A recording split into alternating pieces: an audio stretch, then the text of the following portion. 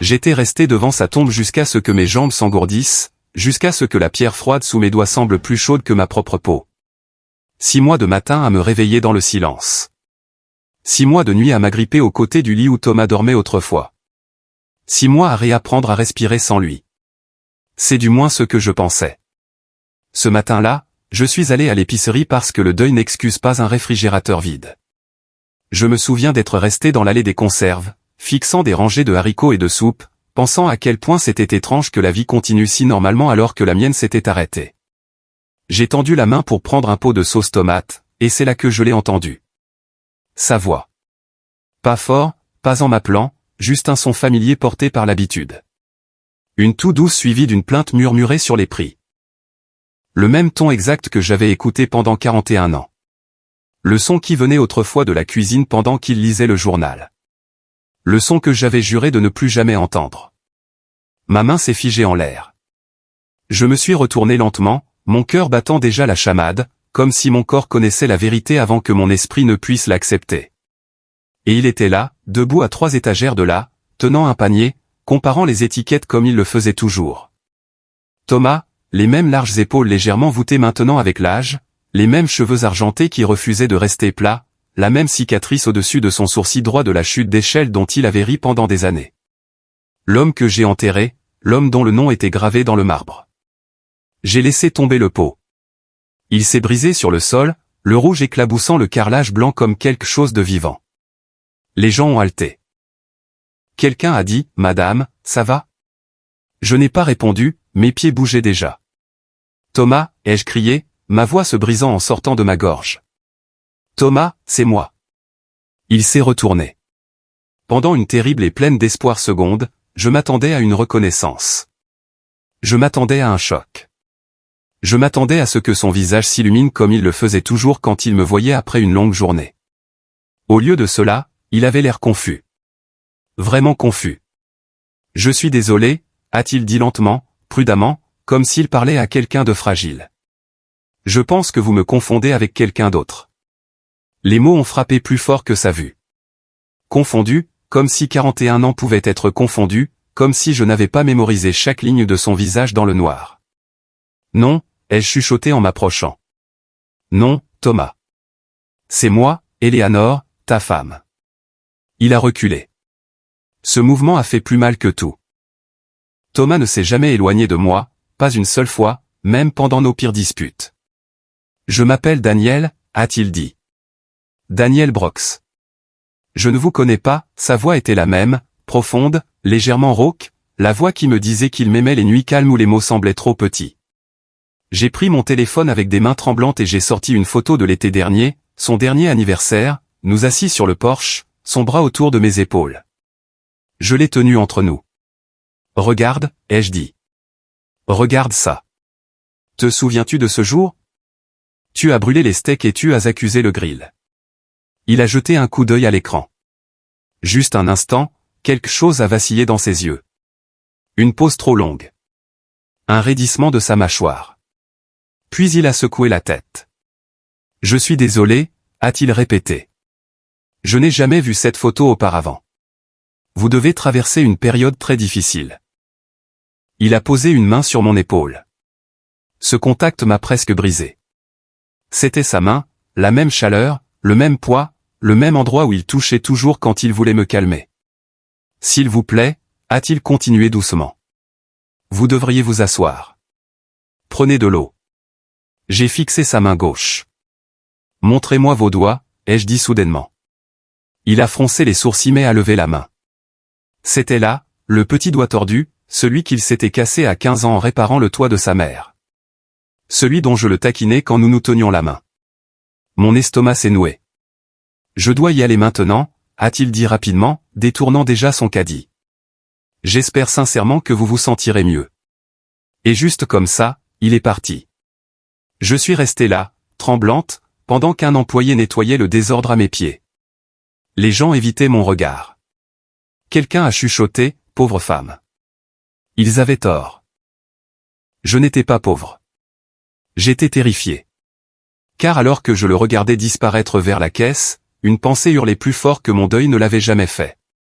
Si mon mari était en vie, alors qui était enterré dans sa tombe? Et quelle que soit la réponse, je savais que ma vie était sur le point de s'ouvrir de manière que je ne pouvais pas encore imaginer. J'aurais dû quitter le magasin. J'aurais dû rentrer chez moi, verrouiller la porte et me dire que le deuil avait finalement brisé quelque chose en moi.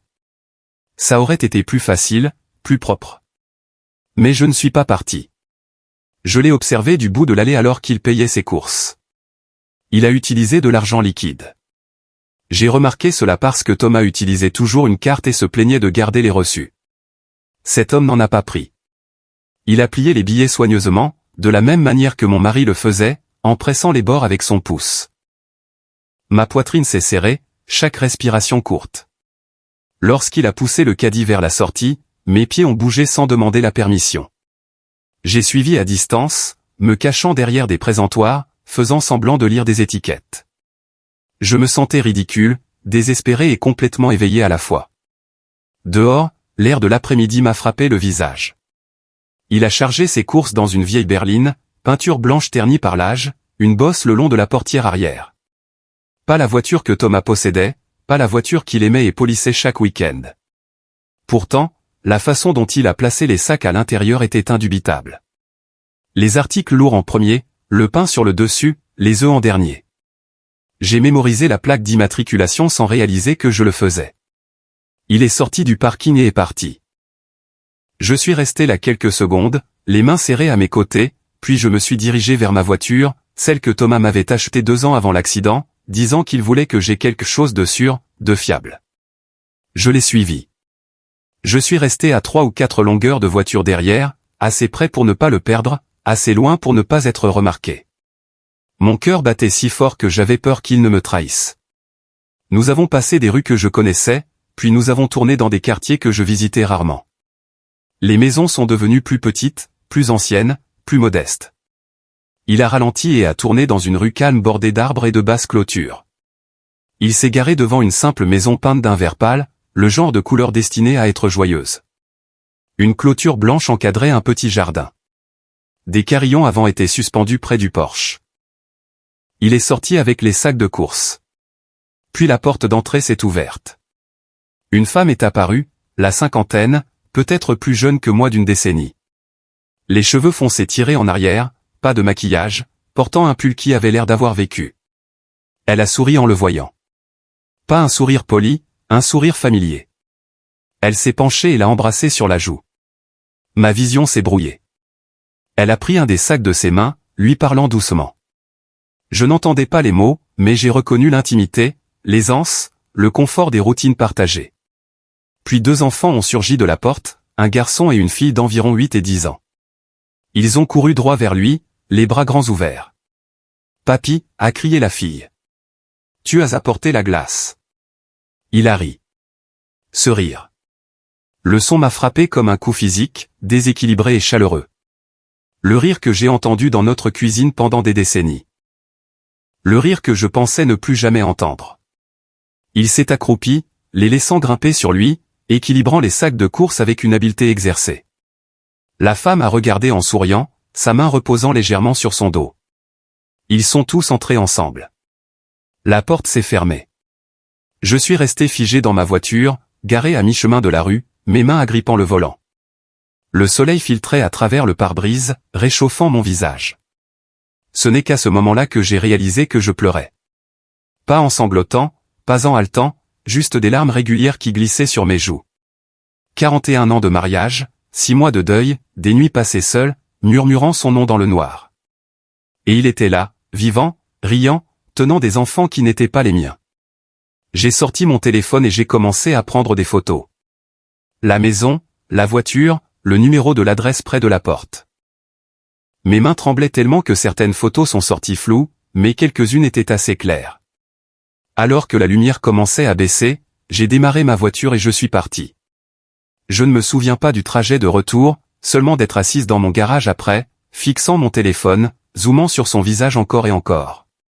Chaque ligne correspondait, chaque ombre. Quand je suis finalement entré dans ma maison vide, une seule question résonnait plus fort que tout. Si Thomas était en vie, alors qui avais-je enterré? Je n'ai pas dormi cette nuit-là. Je suis resté assise à la table de la cuisine avec une seule lampe allumée, le reste de la maison avalé par l'obscurité. Mon téléphone était posé à côté de vieux albums de photos ouverts comme des preuves sur une scène de crime. Je me déplaçais entre eux lentement, délibérément, comme si la vitesse pouvait briser le fil fragile qui me maintenait ensemble. J'ai zoomé sur les photos que j'avais prises cet après-midi, son visage alors qu'il se tournait vers la maison, son profil à travers la vitre de la voiture. Puis j'ai regardé des photos de notre passé. Notre jour de mariage, son premier cheveu gris, une photo de plage d'il y a des années où sa chemise était légèrement remontée. Chaque détail correspondait, la cicatrice au-dessus de son sourcil de la chute d'échelle, le petit grain de beauté près de sa clavicule qu'il détestait parce que cela le complexait. Même la légère asymétrie de ses oreilles que seul moi avais jamais remarqué. Ce n'étaient pas des choses que le deuil inventait.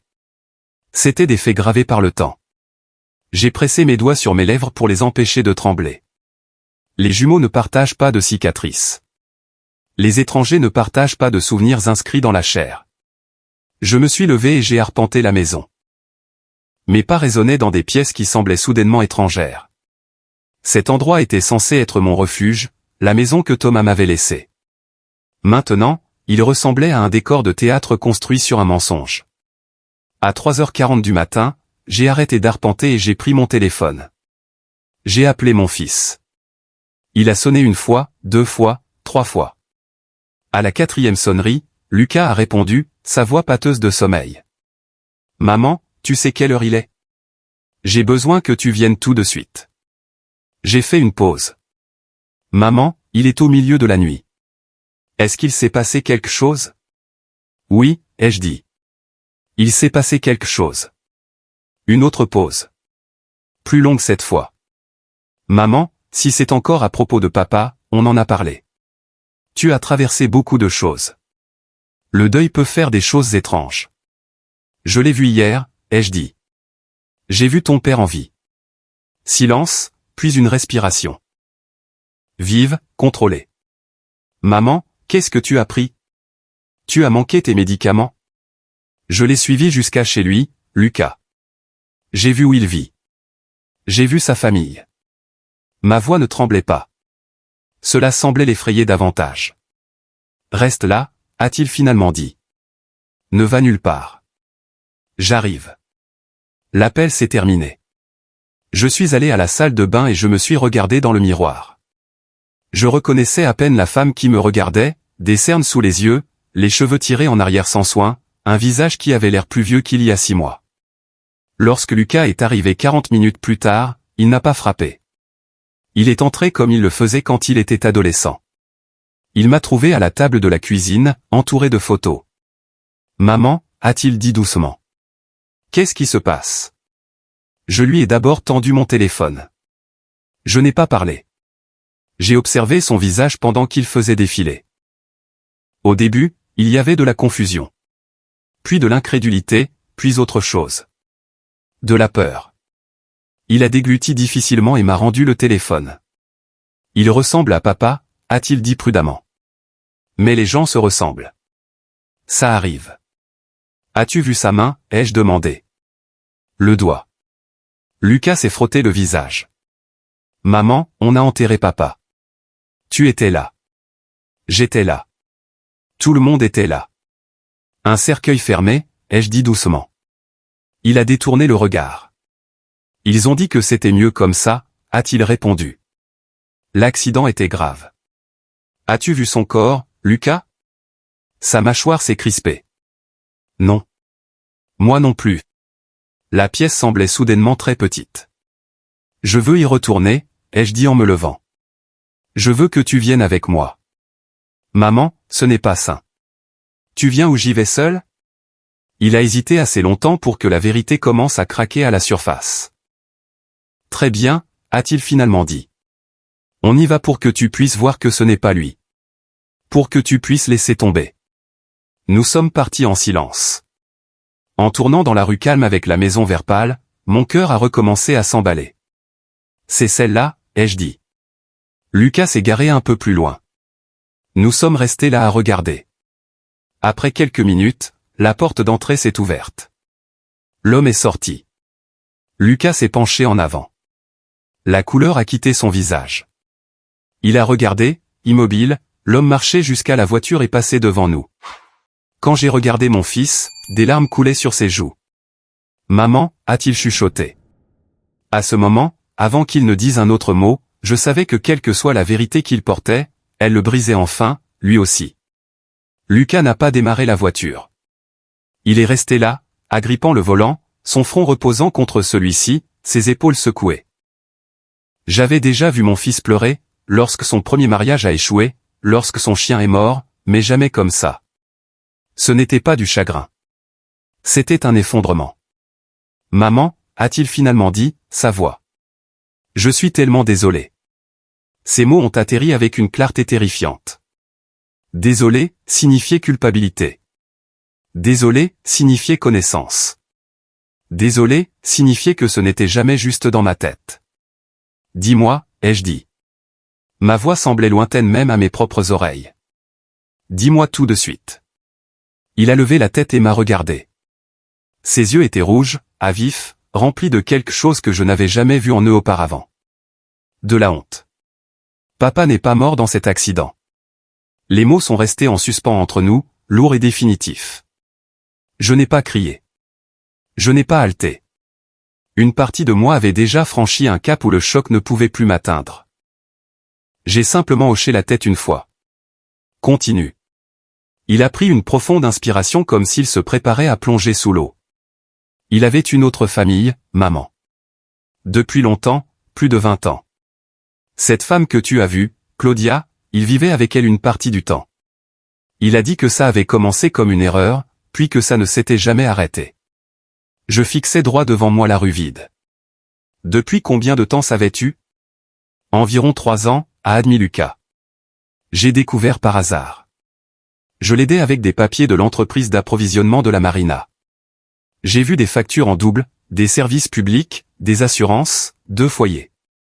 L'entreprise d'approvisionnement de la marina, le travail qui le faisait voyager constamment, le travail que j'avais défendu auprès de mes amis quand ils disaient qu'il était trop absent. Et tu n'as rien dit. Il a essuyé son visage avec sa manche. Il m'a supplié de ne pas te le dire. Il a dit que ça te détruirait. Il a dit que si tu découvrais, tu prendrais la moitié de tout, l'entreprise, la maison, tout ce qu'il avait construit. Tout ce que nous avons construit, ai-je corrigé. Lucas a hoché la tête misérablement. Il y a 6 mois, il est venu me voir avec un plan. Il a dit qu'il voulait mettre fin à la double vie et être avec elle pour de bon. Mais s'il divorçait de toi, il perdrait trop. Alors il a décidé que ce serait plus facile si tu pensais qu'il était mort. Mes mains se sont mises à trembler. Plus facile pour qui? Pour lui, a chuchoté Lucas. Et pour moi. Je me suis tourné brusquement vers lui. Pour toi. Il a détourné le regard. S'il mourait, tout me revenait automatiquement. Les actifs de l'entreprise, les comptes. Il a d'abord transféré la plupart de l'argent sur lui-même sous un autre nom. Le reste m'est revenu. Je pensais pouvoir m'occuper de toi, te donner une allocation, m'assurer que tu allais bien. Une allocation, comme un enfant, comme un étranger. Comment a-t-il truqué ça? Ai-je demandé. Ma voix était étrangement calme. Lucas a dégluti. Il y avait un homme, un sans-abri, en phase terminale. Pas de famille, sauf une nièce qu'il ne voyait jamais. Papa l'a payé. A payé la nièce. Ils ont mis en scène un accident. Papa a utilisé ses documents. L'homme est mort à l'hôpital sous le nom de votre mari. Le corps était gravement endommagé. Le cercueil est resté fermé. Le monde a basculé. Je me suis souvenu de l'appel de la police. Lucas insistant pour que je ne voie pas le corps. L'enterrement où j'ai sangloté pendant que les gens me tenaient la main et me disaient à quel point j'étais forte. Tu m'as laissé enterrer un étranger, ai-je dit. Oui. Tu m'as laissé le pleurer. Oui. Tu m'as regardé m'effondrer pendant 6 mois. Lucas a complètement craqué. Je ne savais pas comment l'arrêter une fois que ça a commencé. Je pensais que si assez de temps passait, tu guérirais, que ce serait plus gentil de cette façon. Plus gentil? J'ai alors ri, un son court et sans humour. Tu m'as volé mon droit à la vérité. Tu as volé mon deuil et l'as remplacé par un mensonge. J'ai fermé les yeux, respirant lentement, prudemment. Ramène-moi à la maison, ai-je dit. Maman, on doit en parler. Ramène-moi à la maison. Il a démarré la voiture. Aucun de nous n'a parlé pendant le trajet de retour. Quand nous sommes arrivés, je suis sorti sans le regarder. Maman, s'il te plaît, a-t-il appelé après moi? Je n'ai pas répondu. Dans ma maison, je me suis assise sur le bord du lit et j'ai regardé la vie que je pensais avoir vécue. 41 ans de loyauté, de compromis, de confiance en l'homme à mes côtés. Tout n'avait été qu'une performance. Et maintenant que je connaissais la vérité, une chose était claire. J'en avais fini d'être la femme qui pleurait en silence. Quoi qu'il arrive ensuite, ce ne serait pas le pardon. Ce serait un règlement de compte. Pendant 3 jours, je n'ai rien fait. Je n'ai pas rappelé Lucas. Je n'ai pas répondu à ses messages. Je l'ai vu arriver dans mon allée 2 fois par la fenêtre du haut et repartir quand je n'ai pas ouvert la porte. J'ai laissé le téléphone sonner jusqu'à ce qu'il s'arrête, puis sonner à nouveau. 41 ans de loyauté m'avaient entraîné à toujours répondre, à toujours arranger les choses. Cette fois, j'ai choisi le silence. Pas le silence de la peur, le silence du calcul. J'ai peu dormi, mais je ne faisais plus les 100 pas ni ne pleurais. Quelque chose en moi avait changé. Le chagrin s'était consumé, laissant derrière lui une clarté froide et constante. J'ai rejoué tout ce que Lucas m'avait dit, non pas en tant qu'épouse ou mère, mais en tant que témoin. Fausse mort, identité volée, actifs cachés, signature falsifiée, un corps acheté. Ce n'était pas une trahison. C'était un crime. Le 4e matin, je me suis réveillé avant l'aube et j'ai su exactement ce que j'allais faire. J'ai pris une longue douche, laissant l'eau chaude me recentrer. Je me suis habillé avec soin, choisissant des vêtements qui me faisaient me sentir à nouveau moi-même. Pas la veuve que tout le monde plaignait. Quand je me suis regardé dans le miroir, j'ai vu quelqu'un de plus âgé, oui, mais plus vif, éveillé. J'en avais fini de pleurer. Maintenant, je réfléchissais. Je me suis rendu au centre-ville dans un immeuble que j'avais passé 100 fois sans jamais le remarquer. 3e étage, porte en verre dépoli, une simple enseigne avec des lettres noires, enquête privée. L'homme derrière le bureau avait la soixantaine, les cheveux clairsemés, les yeux vifs. Il a levé les yeux quand je suis entré et m'a étudié sans parler. J'ai besoin de trouver quelqu'un, ai-je dit en m'asseyant sans attendre d'y être invité. Il s'est adossé. Est-il porté disparu ou se cache-t-il? Il se cache, ai-je répondu, et légalement mort. Cela a attiré son attention. Je lui ai tout raconté. Pas les émotions, pas les années de mariage, mais les faits. L'accident, le cercueil fermé, le nouveau nom, la maison, les enfants l'appelant grand-père. Je lui ai montré les photos que j'avais prises. Il a écouté sans interrompre. Quand j'ai fini, il a hoché la tête lentement. Si ce que vous dites est vrai, cela va au-delà de la tromperie. C'est une fraude à l'identité et une tromperie financière. Ça prendra du temps. Ça coûtera de l'argent. Je peux payer, ai-je dit. Je veux des preuves. Des relevés bancaires, des titres de propriété, de faux documents, tout. Il a nommé un chiffre. Je n'ai pas bronché. J'ai fait le chèque. Je veux que la vérité soit documentée, ai-je dit. Pas suspectée, prouvée. Il a souri faiblement. Je peux le faire.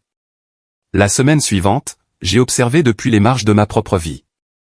Je suis retourné dans la rue avec une maison vert pâle à différentes heures, portant des chapeaux et des lunettes de soleil, assise dans ma voiture comme une étrangère.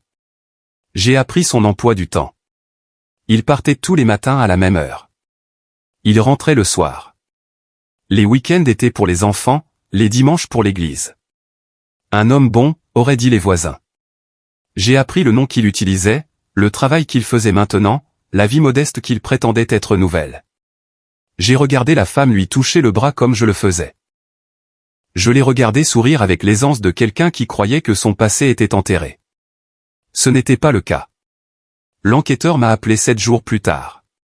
J'ai assez pour un rapport complet, a-t-il dit. Vous devriez venir. Le dossier qu'il m'a remis était épais, lourd, réel. Un faux certificat de naissance délivré des années après la prétendue naissance de mon mari. Des comptes bancaires ouverts sous le faux nom avec près de 2 millions de dollars transférés avant l'accident. Des factures de services publics et des relevés d'impôts le liant à 2 foyers pendant plus de 2 décennies. Et puis la dernière page, des relevés téléphoniques, plusieurs appels, longs et réguliers entre mon mari et mon fils avant l'accident, après les funérailles. Pendant les mois où je pensais être seul. Lucas n'avait pas seulement su, il était resté impliqué. J'ai refermé le dossier lentement. Merci, ai-je dit. En sortant de ce bureau, quelque chose s'est installé en moi. Il ne s'agissait plus de rage ou de vengeance. Il s'agissait de dignité, de vérité, de refuser d'être effacé, tranquillement. Il pensait que je pleurais pour toujours. Il pensait que mon silence signifiait faiblesse. Ils avaient tort. La tempête n'était pas passée.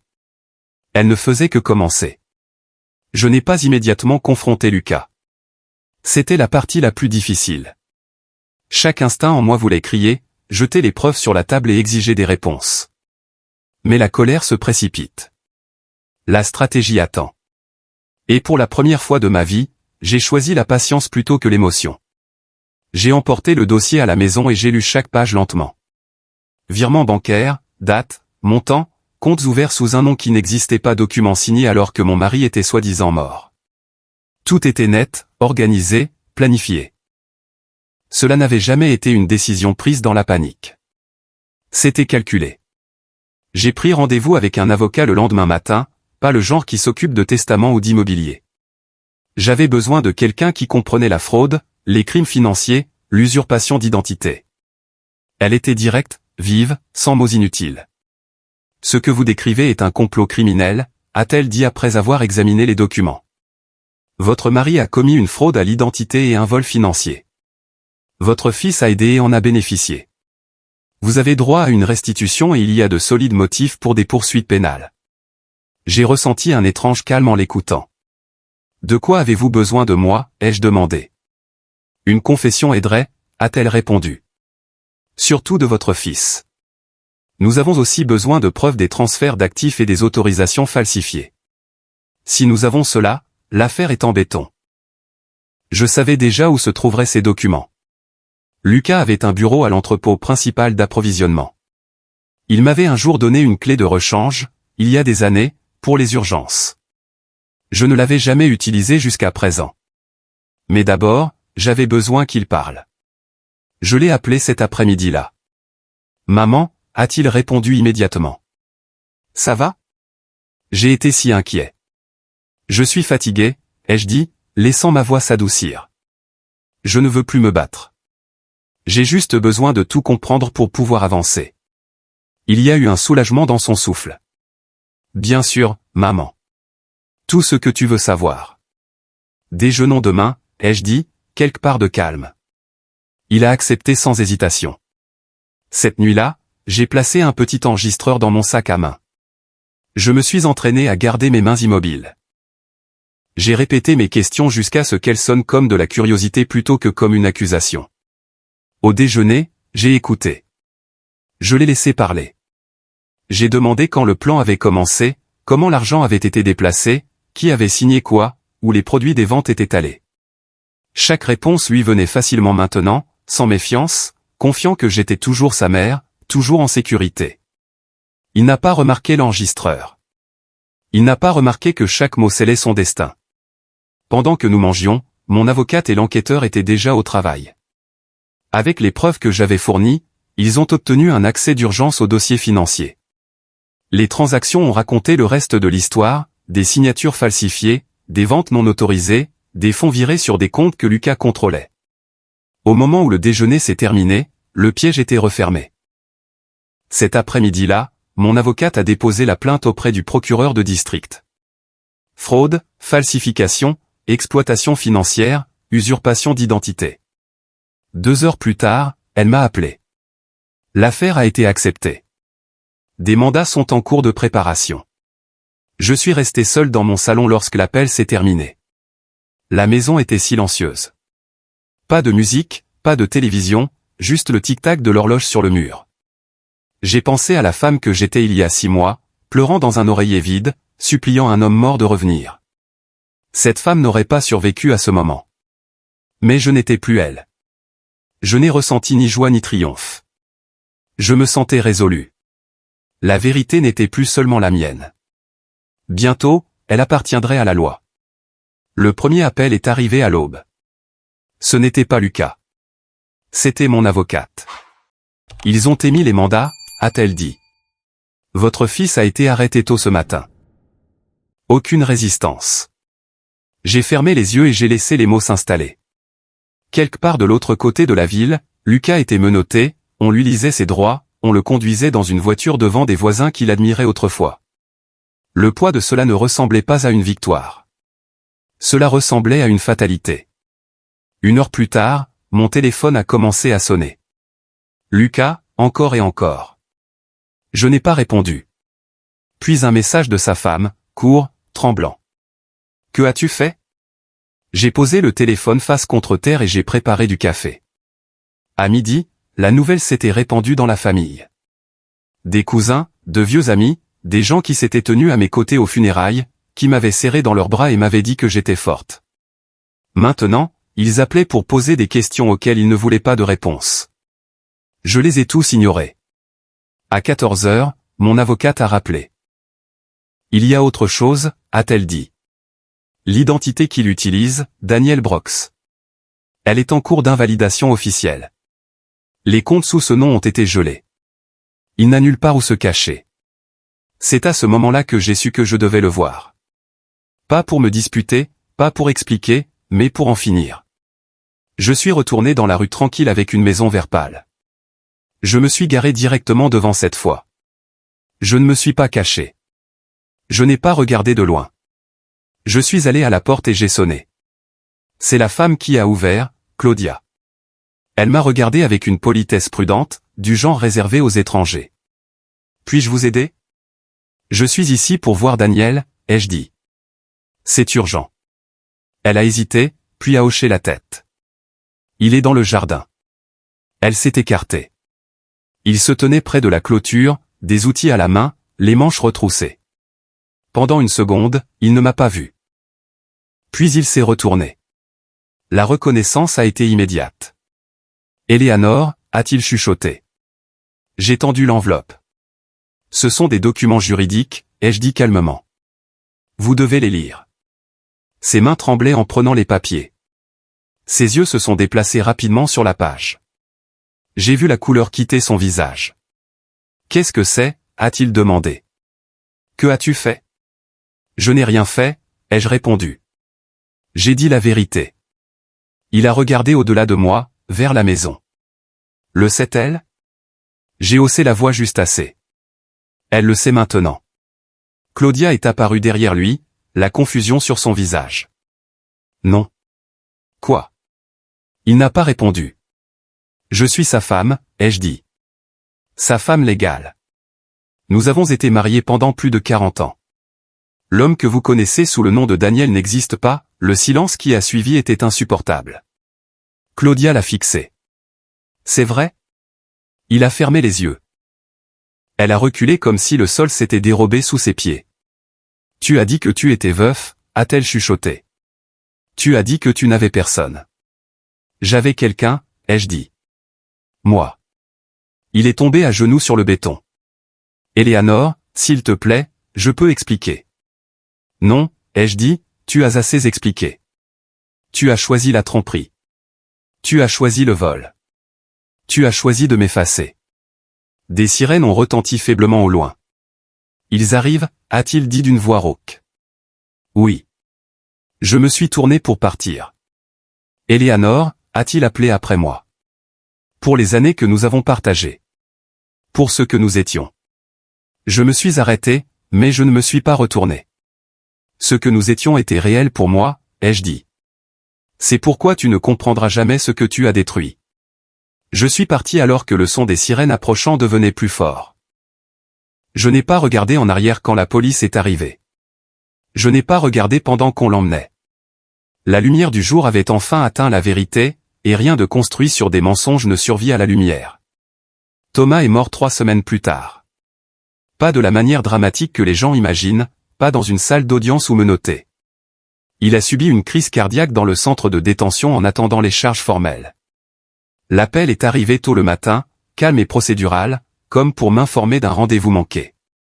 Il est décédé à 5h20, a dit la voix. Vous êtes désigné comme plus proche parent. Pendant un long moment, je n'ai rien dit. Je n'ai ressenti ni soulagement ni chagrin. Ce que j'ai ressenti, c'était de la distance, comme si l'homme qu'il décrivait n'appartenait plus à ma vie de manière significative. Incinérez-le, ai-je finalement dit. Dispersez les cendres en mer. Pas de service.